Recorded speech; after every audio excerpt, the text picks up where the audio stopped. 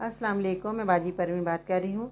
अखरोट के फ़ायदे आज हम बताएंगे, क्योंकि सर्दी का मौसम शुरू हो चुका है। बहुत ज़्यादा लोग जो है ड्राई फ्रूट के शौकीन होते हैं, लेकिन अखरोट के फ़ायदे आज मैं आपको पूरी तफसील से बताऊंगी कि आप अखरोट इतने शौक से खाएंगे कि आपकी बहुत सारी बीमारियां भी दूर होने वाली हैं। अखरोट को पानी में भिगोकर खानी चाहिए रोज़ाना सुबह निहार मुँह। तो इससे आपकी बॉडी में क्या क्या तब्दीलियाँ आती हैं वो आज मैं आपको बताऊंगी। सबसे पहले दिमाग को ताकत मिलती है, और हमारे दिमाग को किन किन चीज़ों की ज़रूरत है वो अखरोट में मौजूद है।